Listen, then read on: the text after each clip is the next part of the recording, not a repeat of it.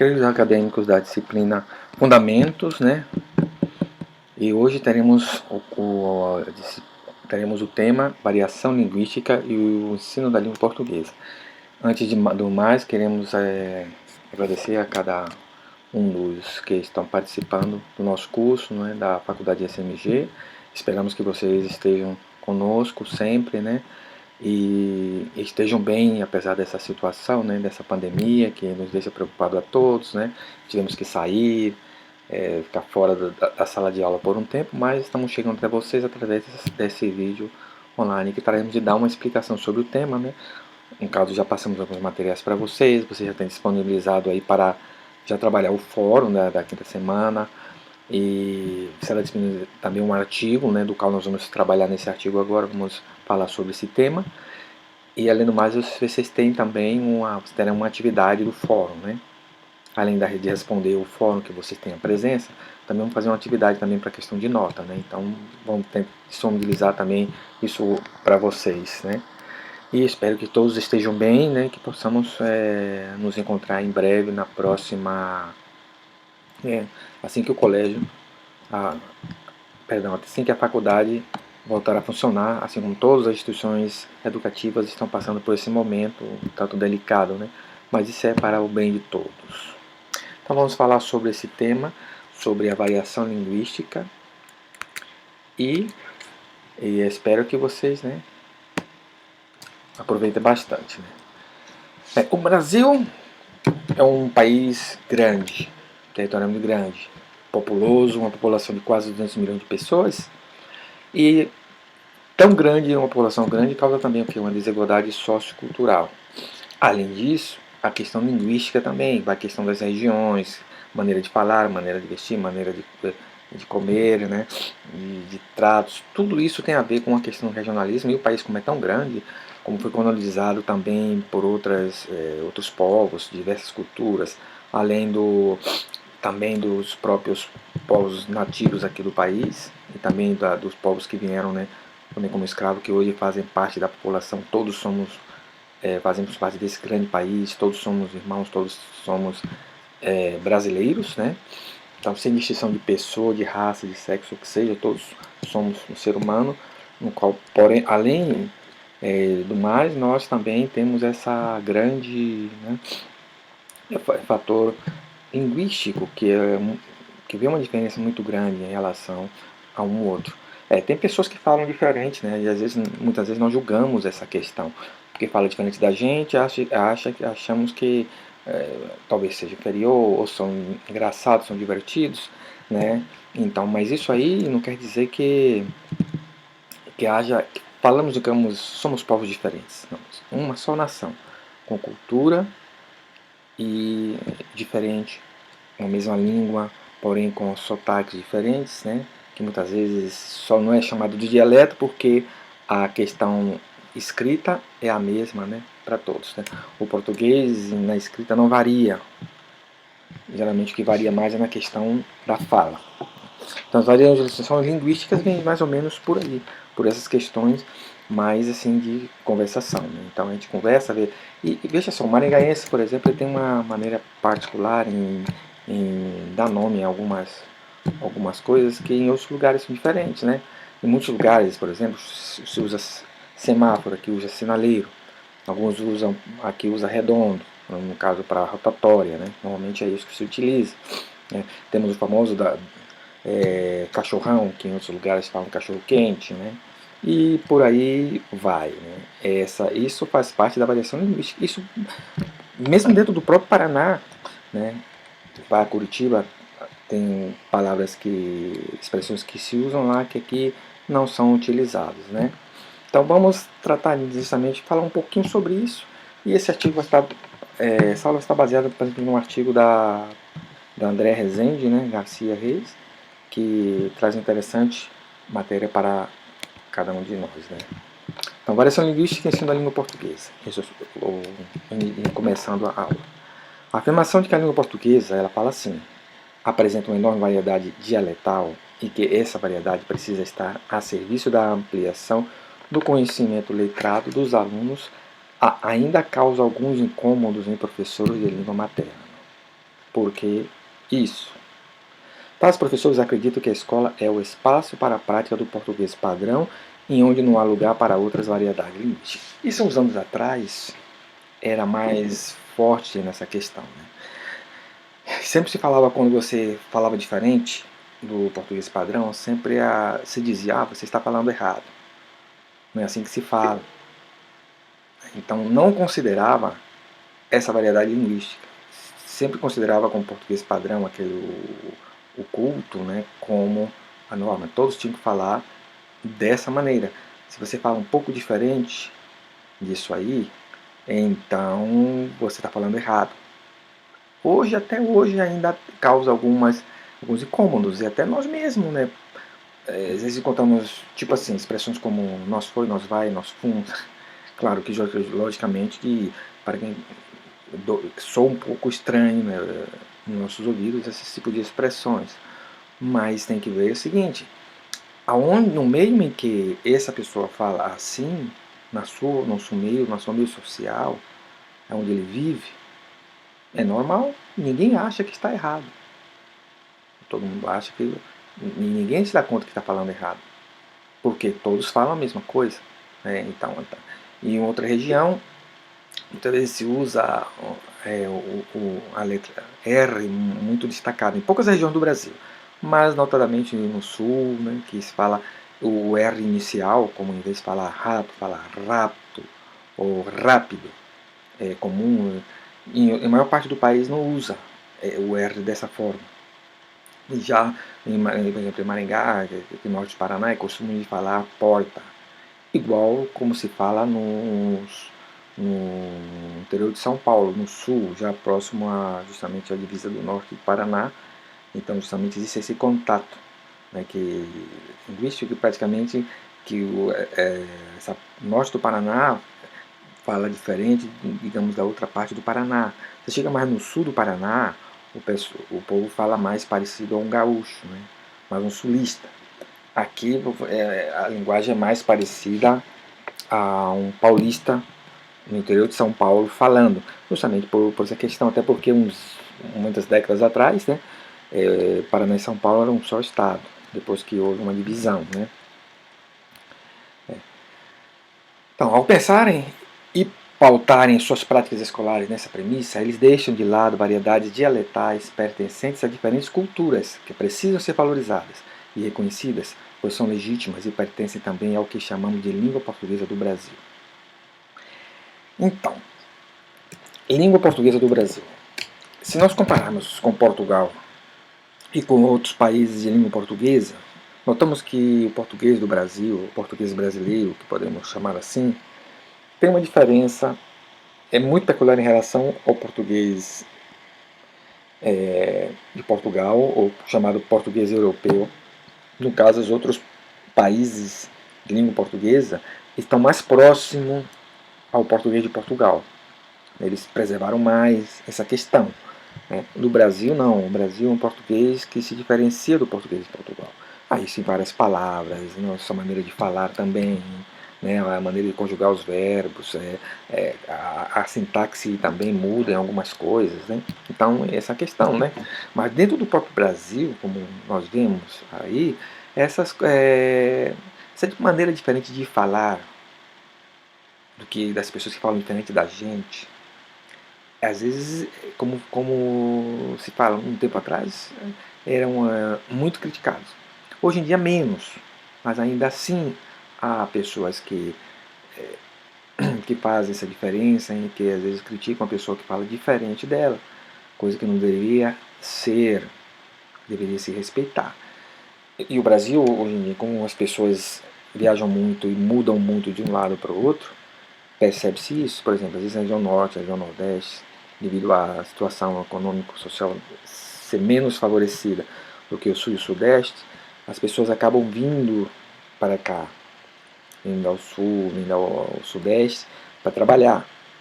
São pessoas que têm uma cultura, assim, sua cultura própria, maneira de falar própria, e chegam aqui às vezes chocam com a maneira de falar, e às vezes nem tanto eles, mas mais a população local é quem se sente essa diferença. Então, nas escolas, muitas pessoas que não falam a mesma coisa que nós que falamos aqui no Sul, né, por exemplo. E daí o que acontece? As pessoas às vezes criticam isso, que está errado, tem que valorizar a cultura. Isso é um enriquecimento cultural. Por exemplo, vamos citar a Europa.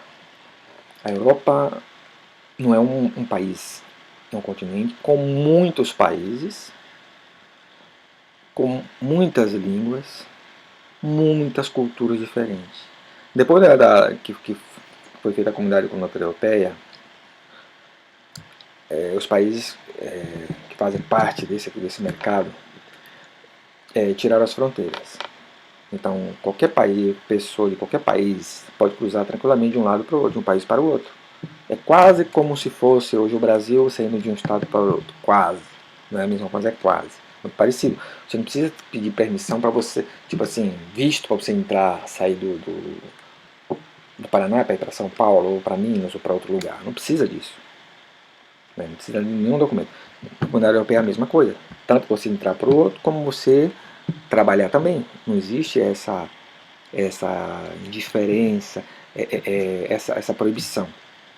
Porém, nota-se que há uma barreira que para muitos é a questão do idioma. Então, você sai de Portugal, vai, por exemplo, para a Alemanha, que é um idioma totalmente diferente. Se você não souber o alemão, você vai ter uma certa dificuldade em se comunicar com os alemães. Se você souber o inglês, você pode se defender, né? Mas o ideal é falar o alemão. Você vai na França, a mesma coisa. Então existe essa questão, é cultura diferente. Só que o português não vai criticar o alemão, nenhum deles critica o outro, porque sabem que existe essa diferença.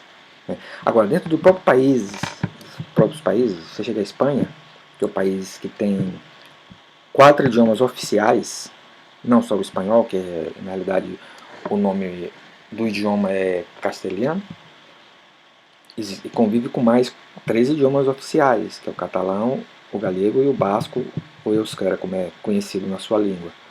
São línguas oficiais. Então, dentro dessas comunidades autônomas, onde tem essas línguas, se preserva o seu idioma, embora alguns são mais, digamos, nacionalistas que outros. Por exemplo, na Catalunha, eles são mais nacionalistas, então eles usam a língua catalã como língua oficial, primeira língua, depois o espanhol como segunda língua. Já em Valência, comunidade valenciana, que fala o valenciano, que é um dialeto, uma variante do catalão, pode ser chamado de catalão também, um catalão valenciano, eles usam o espanhol já mais do que o valenciano. Então, é assim, convive bem entre eles. O Brasil não tem essa questão de idiomas diferentes. É um só idioma, com variações diferentes, com sotaques diferentes, né? E isso traz com que exista uma riqueza no país. E, bom, se tivermos a oportunidade de falar em algum momento sobre essas variantes, né? Em outra aula poderemos falar sobre isso. Né? Então, a variação linguística no português brasileiro. Né? Então, como estamos falando, né? O português tem essas é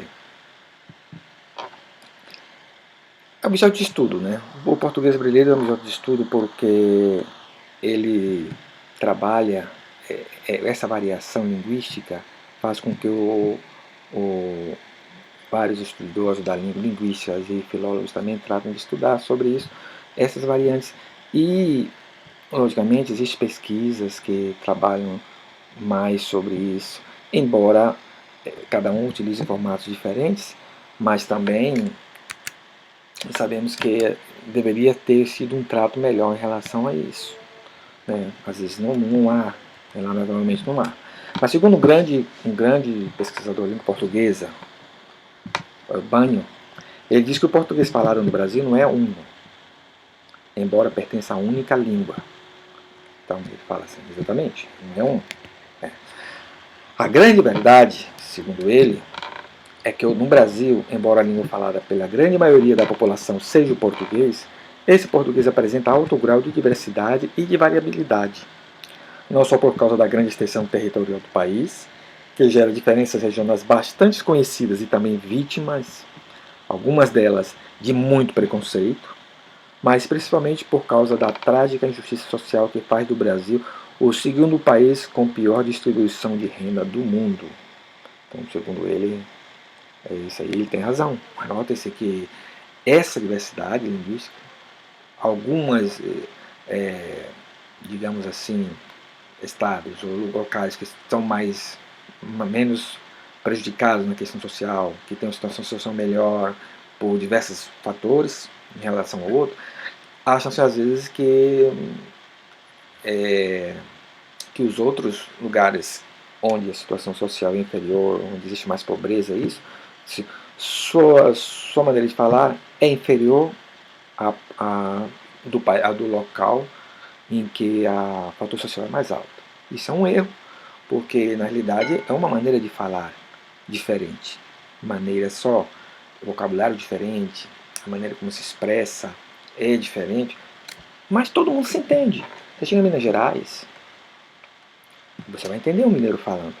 Claro que algumas palavras ou outras você pode ter, em alguns lugares de Minas Gerais, você vai para o interior, você tem que procurar, digamos assim, prestar um pouco atenção no que estão falando, né? Porque é costume, quando eles falam muito rápido, emendarem as palavras e cortarem algumas letras.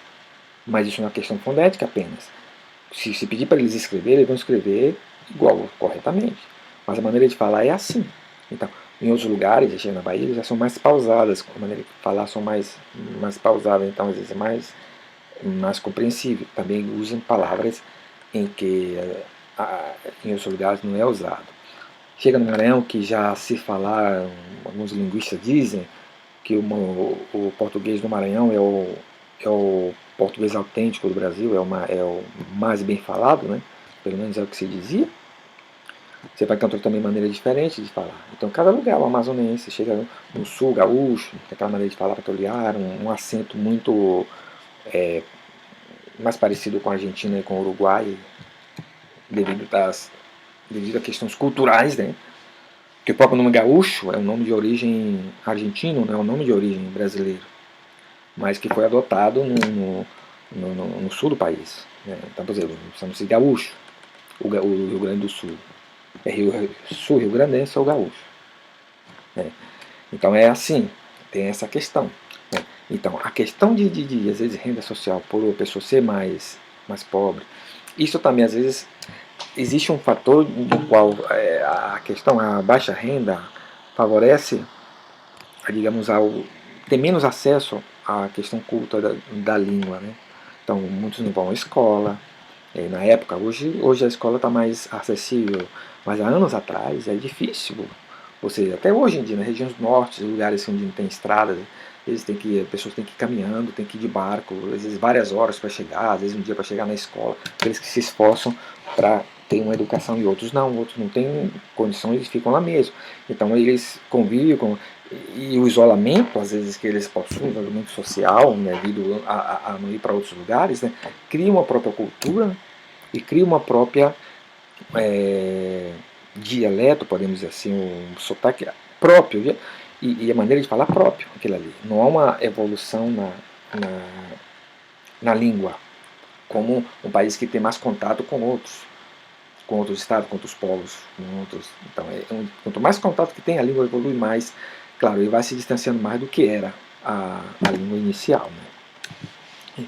Então, baseado nisso aí, nos que lemos, é possível encontrar no Brasil uma grande variedade linguística devido tanto a características regionais como também de diferenças sociais. Né? Um exemplo notável é a mudança de padrão oral que se observa no meio urbano e rural. É diferente. O meio rural tem uma maneira de falar diferente, ou o meio rural, ou o meio caipira, né? Tem aquele sotaque próprio do meio urbano. O meio urbano por ter mais acesso à questão de educação e meios de comunicação, né? E principalmente anos atrás, onde o meio rural, né, não tinha acesso muitas vezes a meio de comunicação, só o rádio é o que chegava lá para eles, o jornalzinho, e em muitos lugares nem televisão tinha. Né? Então, o que chegava para eles é aquilo ali. Então, nota-se que aí, quando vai para a cidade, a maneira de falar é diferente. E às vezes o pessoal da cidade critica aquele pessoal que é lá do interior, lá da zona rural. Né? Então, não deveria haver isso. Então, no processo de aprendizagem da língua portuguesa, é possível destacar 3 ambientes. Segundo Bortoni Ricardo, nos quais se desenvolve o processo de socialização da criança. A família, os amigos e a escola. Tais ambientes sociais podem ser chamados de domínios sociais. Exatamente. Então, a família por quê? O primeiro contato que a criança tem é com a família. A mãe, o pai, né? E se tem irmãos, os irmãos. É esse meio familiar, onde ele passa a maior parte do tempo, quando é criança.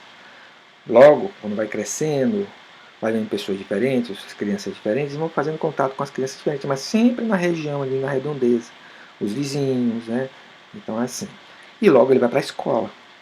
Então quando ele vai para a escola, ele tem contato com outras pessoas.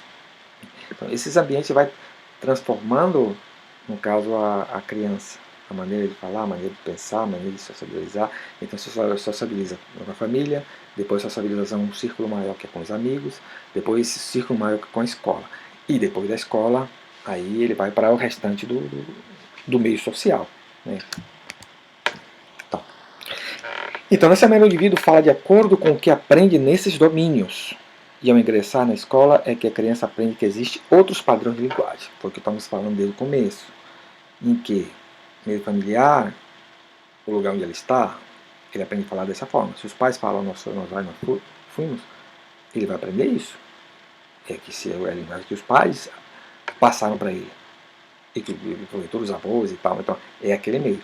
Quando ele faz contato com outras crianças, às vezes realmente crianças pode ser do mesmo meio social, né, faz amigos, às vezes encontra amigos em meio social diferente, local diferente, bairro diferente, vai ampliando o seu vocabulário e sua maneira de falar. Quando chega na escola, aí sim que ele vai tentar moldar, porque a escola trata, o professor de português normalmente é assim, ele trata de ensinar a língua padrão para todos, certo? Eu não acho errado isso. O problema é quando você recrimina o aluno que está ali para aprender. Então você tem que saber lidar com essa situação, porque ele está ali não para aprender a falar corretamente, como diz assim, como se ele, tipo assim, na cabeça dele, ou você fala errado, eu falo errado, e vocês falam certo, tipo assim, se for olhar bem pela dialectologia, por essa questão, essa linguística, você não fala errado, você fala correto no ambiente onde você foi ensinado. Mas agora, para uma coisa, para você se tornar, digamos assim, vamos supor, ampliar o seu conhecimento, o seu domínio, no caso, o idioma, ampliar a sua esfera de alcance, e para você crescer, você precisa de conviver com outras pessoas, também que às vezes falam de maneira diferente, e ter contato com a sua língua de origem materna, a sua língua culta, que é o português, para que você possa aprender também, mas sem desprezar aquilo que você tem como cultura. Logicamente você vai crescendo nesse aspecto. Então você vai formando, você vai crescendo. É igual com uma pessoa bilíngue, por exemplo. Você mudou de um país para o outro, tá, seus pais falam português, você está aprendendo português, você está num país de língua alemã, tá ali. Então, principalmente vai começando falando só português. Claro, é bom que seus pais vão te ensinando outro idioma também, mas se caso não acontecer isso, quando você encontrar com amigos ou quando você ir para a escola, você vai aprender o idioma local. Então você vai ficar com dois idiomas. Então, mais ou menos isso, né? Então, repetindo, dessa maneira o indivíduo fala de acordo com o que aprende nesses domínios e ao ingressar na escola é que a criança aprende que existem outros padrões de linguagem. É preciso ressaltar que, de acordo com o nível social e o preparo intelectual da família, o educando pode já dominar, de certa forma, a fala prestigiada. Então, quer dizer, a família é muito importante nesse aspecto, né? Mas, logicamente, nem todo mundo nasce em berço de ouro, nasce com uma família que domina a sua língua. Então, os pais criam vocês, educam, dão comida, roupa e tal, e aquilo que eles têm no momento. Aqueles que falta para eles, a escola que vai completar. De acordo com Banho, fenômenos linguísticos como a troca do I pelo R, como por exemplo, craro, crotilde, finar, etc., são encarados como sinal de atraso mental daqueles que falam dessa forma. Os que chegam à escola, sejam professores ou educandos, com esse tipo de linguagem, passa por diversos desafios. O professor muitas vezes não sabe como trabalhar com essas diferenças e às vezes ele próprio apresenta diferenças de língua padrão a ponto de não percebê-las nos alunos ou até mesmo ignorá-las. O importante é ressaltar que o falante tem uma organização e uma estrutura de língua nativa e é capaz de falar com competência e naturalidade, além de entender outros falantes da mesma língua. Então, note-se que pessoas que falam dessa maneira é porque eles aprenderam a falar assim. Né? Mas não é. Alguns professores acham um atraso mental, quer dizer, ou você vai dizer, você não sabe falar, você está falando errado. Na realidade, não é isso. Né? Isso acontece às vezes até com professores, né? Que aprendem às vezes a falar assim. Eu mesmo tinha uma vez um colega que ele, em vez de falar plástico, ele falava prástico. Logicamente, com o tempo depois ele foi mudando isso aí. Então ele começou a falar. Mas não quer dizer que ele. Quer dizer, na época se podia considerar errado. Mas hoje não quer dizer que isso é considerado errado. Agora, se você vai ser, por exemplo, um advogado, pessoa que vai falar lá na frente, logicamente, que você tem que, pela profissão, corrigir muita coisa para adequar-se à profissão que você está. Pelo meio, você vai entrar no meio social diferente, em que você precisa, né? Assim, talvez você falar um português padrão. Né? Mas tem pessoas que não vão precisar disso, né? Também não quer dizer que não precisa aprender. Eu acho que quando você chega à escola, aí você tem que aprender. Né? É um desafio, mas tem que aprender. E o professor tem que facilitar isso. Não discriminar o aluno que fala diferente, mas sim integrá-lo com os outros e todos aprenderem juntos. Né? Bom, na literatura brasileira é possível encontrar exemplos de variedade cultural expressos na forma de falar dos brasileiros, como do personagem Chico Bento e Maurício de Souza, que vocês lembram, né? Como é que ele falava, né, Chico Bento. O próprio Cebolinha, como ele, maneira de falar, maneira como ele fala o L, né, no lugar do R. Aí nas obras também de Carlos Bernardes. Tais elementos nos levam à reflexão sobre a língua portuguesa no Brasil, suas características e sua variação, especialmente as diferenças entre o Brasil urbano e o Brasil rural. Então, essas diferenças. Né? Então, temos que ver isso, que existe essa diferença entre o Brasil urbano e o Brasil rural, maneira de falar. E no próprio meio rural existem as escolas também de lá, né? Que às vezes elas podem seguir o padrão da escola do meio social que vive. Então, quando se muda para a cidade, o padrão de maneira de falar vai mudar. Não vai ser o mesmo. E você, às vezes você tem que se adaptar ao meio. Né? Existe assim uma questão. Não quer dizer que você, eu falo diferente assim, na maneira assim, e não vou querer mudar nunca. Todo mundo vai ter que aceitar o maneira assim. Não é assim. Se você, dependendo de acordo com o lugar que você for, você vai se adaptando, você vai interagindo com os outros. Às vezes pode passar o tempo, você nunca perder aquele sotaque seu, mas a maneira de talvez você falar, você vai aprender a falar cada vez mais, digamos assim, um português mais padrão, com o sotaque da sua local. Isso acontece muito. Eu sei que, por exemplo, você encontra um juiz, um paulista, um mineiro, um gaúcho, né, um baiano, e todos vão falar o português padrão. Porém, cada um o seu sotaque. Você vai notar, não quer dizer que um está errado. Todos vão falar português padrão. Porque todos estudaram para ser advogado, para ser monitor, para ser juiz. Eles estudaram bastante para isso. E eles sabem português padrão, como que é. Português mais culto, língua mais culta, vocabulário que a gente nunca ouviu falar, embora está lá no dicionário. Mas a maneira de falar deles vão estar aí. O sotaque você vai distinguir quando é um mineiro falando, você vai distinguir quando é um gaúcho falando, você vai distinguir quando é um paulista falando, quando é um carioca falando, quando é um baiano falando, entre outros, citando alguns exemplos. Você vai entender. Então isso ele não vai perder essa maneira de falar. Então, Bertone Ricardo continua falando que ele destaca o crescimento da população brasileira e a intensa migração para a cidade, em que esses habitantes do meio rural trouxeram consigo sua diversidade cultural e linguística. De forma semelhante, imigrantes de outros países também contribuíram para as diferenças da fala de acordo com a região por eles ocupada. Note-se, por exemplo, aqui no Brasil, muitos imigrantes. vamos no começo do século XX, a maioria dos que vieram para o Brasil são italianos. Entre aí final do século XIX, começo do século XX, muitos italianos vieram para cá. Foi principalmente na região de São Paulo, né? No sul do país, parte do Paraná, então, principalmente São Paulo. A maioria dos imigrantes que foram para São Paulo são italianos, e depois vieram outros, alemães, aí se estabeleceram mais no sul, Santa Catarina, Rio Grande do Sul, né? Em outras partes também do país. Também japoneses, em sua maioria em São Paulo, mas também era para o Paraná, Maringá tem bastante japonês, Londrina também, e outras cidades aqui. E no próprio Paraná vieram também os ingleses, né, que fundaram a cidade de Londrina, né? Londrina é de homenagem a Londres. Tem a Paraná City, que é uma cidade fundada por ingleses, e aí outras. E por aí todas. E você chega no Paraná e encontra várias. Né? No centro do país você encontrava polacos, ucranianos, e entre outros, que também fizeram. O que acontece? Eles vieram com o seu idioma, mas eles tiveram que aprender o português. E no começo não foi fácil para eles. E mesmo aprendendo português, se notava que era estrangeiro pelo sotaque dele, não deixava. Já os filhos que nasceram aqui, não, já falavam português perfeitamente. Por quê? Já estavam morando aqui.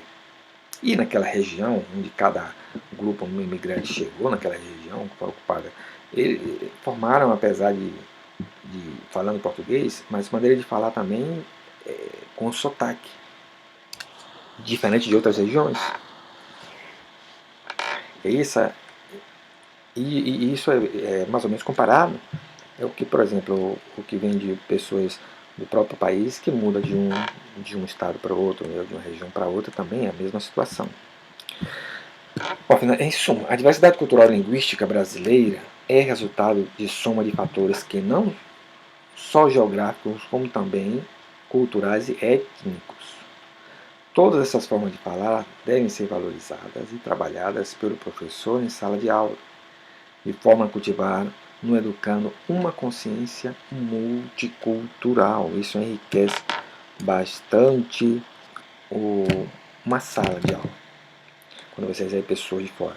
Porque no Brasil está vindo bastante pessoas do Haiti, Venezuela, né, para cá, devido à situação dos outros países que estão difíceis, né, e também da África. Né. Em Maringá mesmo você costuma ver haitianos. Tem até um haitiano na Faculdade de Letras, está estudando no primeiro ano. Né. E note que eles falam inglês, um bom inglês, além do francês e do próprio crioulo, que é uma língua de lá do Haiti. Né, e eles falam também.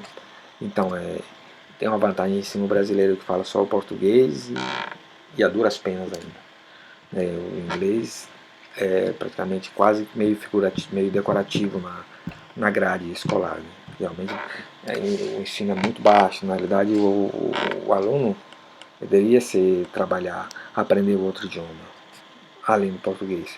E nos outros países é dessa forma. Nesses países, a criança aprende outro idioma. Então, normalmente, muitos países são bilíngues, ou trilíngues também. Então, eu tive alunos, eu dei aula lá no norte, eu tive alunos lá do Benin e de Moçambique. Bom, Moçambique fala português, aquele português mais de Portugal, né, muito parecido com o português de Portugal.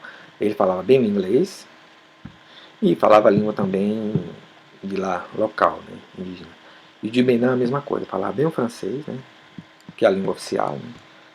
O inglês também, bem, e mais 4 ou 5 idiomas indígenas. Então falava aí pelo menos 6 idiomas ele falava. Então, aqui às vezes não temos dificuldade. O maior exemplo de bilinguismo aqui na América do Sul é o Paraguai, em que eles, com o espanhol, né, eles têm o Guarani, que é utilizado.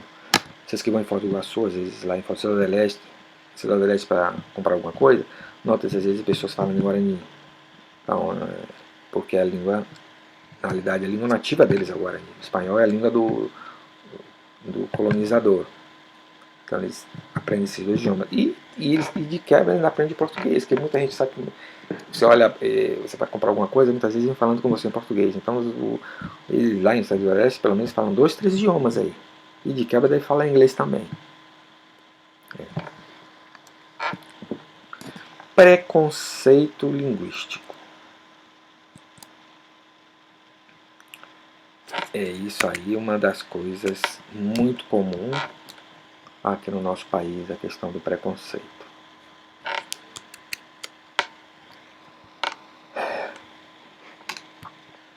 Marcos Bani, no livro Preconceito Linguístico, aborda de maneira profunda o tratamento preconceituoso ao qual é submetido o falante que não se enquadra à norma padrão.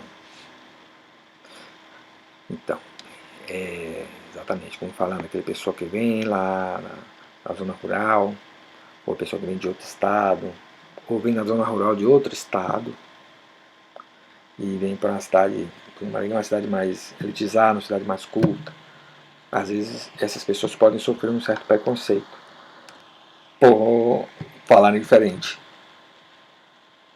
e você, daqui, né? Então, esse livro apresenta as diferenças existentes no português falado no Brasil e defende que elas devem ser encaradas como uma característica da identidade nacional e não como uma subversão à norma culta. É porque a pessoa diz, vamos supor, desde a colonização do Brasil, o Brasil já não havia uma certa unidade. Havia a questão do português, meio forçado, mas não havia escolas e não havia muito incentivo das escolas.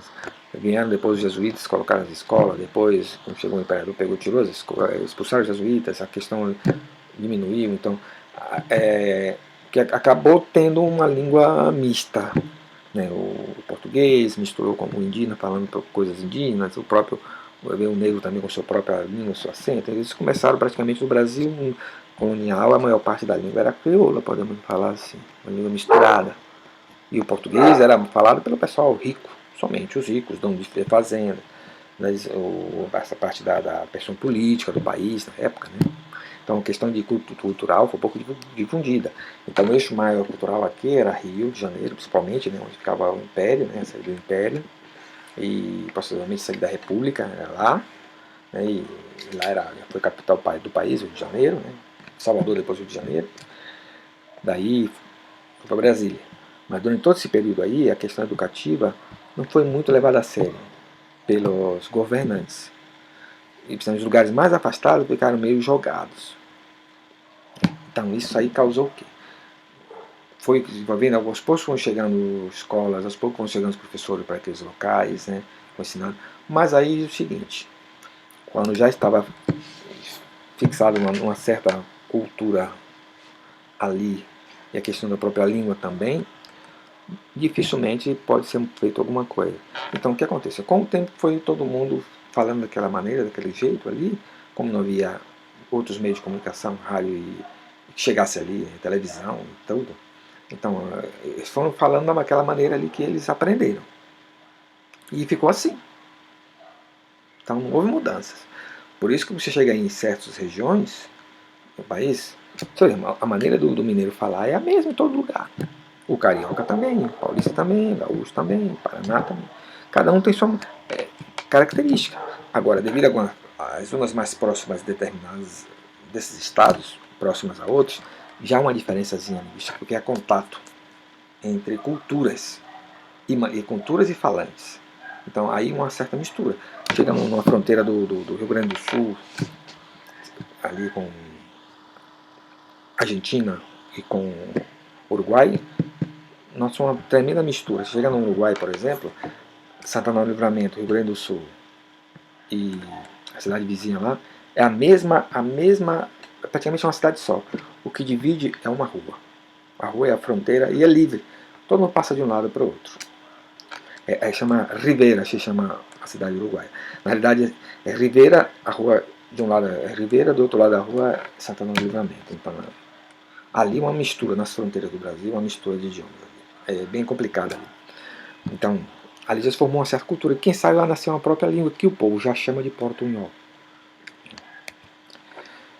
Banho recua a noção simplista que separa o uso da língua em certo e errado, dedicando-se a uma pesquisa mais profunda e refinada dos fenômenos do português falado e escrito. Antigamente se falava isso. Quando a pessoa falava diferente da norma culta, estava falando errado. Hoje já se pensa diferente. Visando combater o preconceito no dia a dia, na atividade pedagógica dos professores em geral, e particularmente de professores de língua portuguesa, O autor analisa 8 mitos relacionados aos preconceitos linguísticos e prova que eles não se sustentam. Então, vamos citar alguns apenas. O mito número 1 é que a língua portuguesa falada no Brasil apresenta uma unidade surpreendente. Esse é um mito.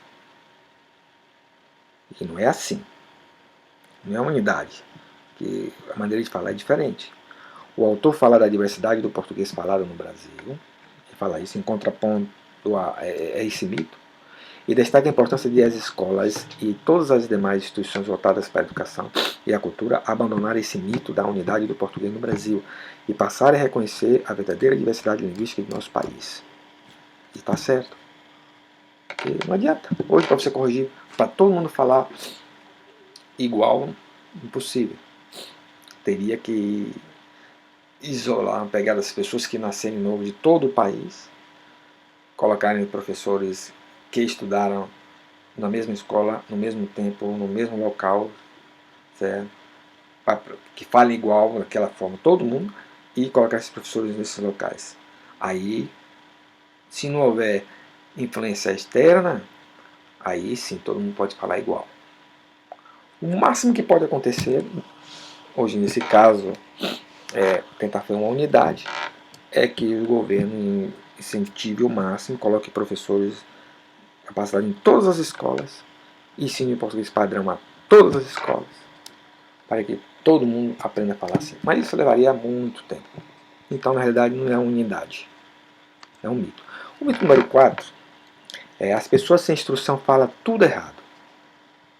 É um mito. Bain argumenta a partir da noção de que qualquer manifestação linguística que fuja ao triângulo escola, gramática e dicionário é considerada, sob a ótica do preconceito linguístico, errada. Então, a escola, gramática e dicionário. Então, isso que é errado. Porque isso aí não vai determinar a sua maneira de falar. Determina muitas vezes a questão da maneira de se escrever. Você pode escrever corretamente, você pode, se está errado, você nota que você escreveu errado. Agora, você está conversando com uma pessoa e você não vai notar que você quebrou regras gramaticais, de sintaxe e escreveu, falou diferente da norma culta. Difícil, porque o importante da comunicação, da língua, da fala, é você se comunicar. Se você se comunica bem, a pessoa está entendendo, perfeito. É isso que leva, assim, e não dizer que alguém fala errado. Não. Ele aprendeu, digamos assim, você fala a norma culta porque você foi ensinado dessa forma, e a outra pessoa só aprendeu dessa forma. Ele não teve acesso a livros, não teve acesso a nada. A única coisa que ele sabe é o que ele escutou. É isso. Ele aprendeu dessa forma. O mito número 8. O domínio da norma culta é um instrumento de ascensão social. Antes era. Bain diz que o domínio da norma culta de nada vai adiantar a uma pessoa que não tem seus direitos de cidadão reconhecidos plenamente e que não basta ensinar a norma culta a uma criança pobre para que ela suba na vida. Ela não vai subir na vida só por ela é pobre. Ela não vai subir na vida somente por falar a norma culta. Ela vai ter que estudar e vai ter que lutar para isso. Então, uma série de fatores. Então, o domínio culto não é instrumento social. Pode ser um status que você fala bonito. Você pode ser um rico, pode ser um pobre. Socialmente. Então, de acordo com a perspectiva adotada por esse autor, o preconceito linguístico está ligado, em boa medida, à confusão que foi criada no curso da história entre língua e gramática normativa.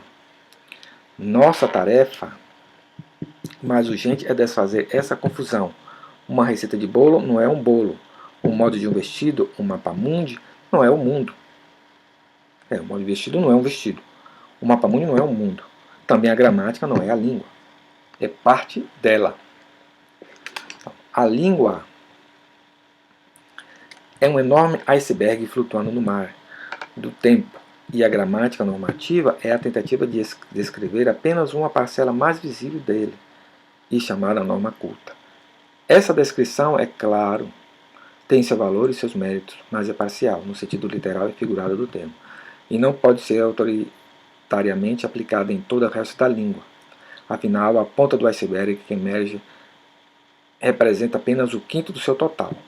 Mas essa aplicação autoritária, intolerante e representativa é que impera uma ideologia geradora do preconceito linguístico.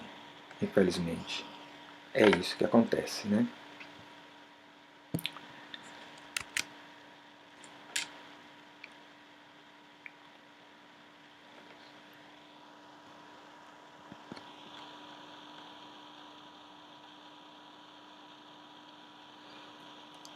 É.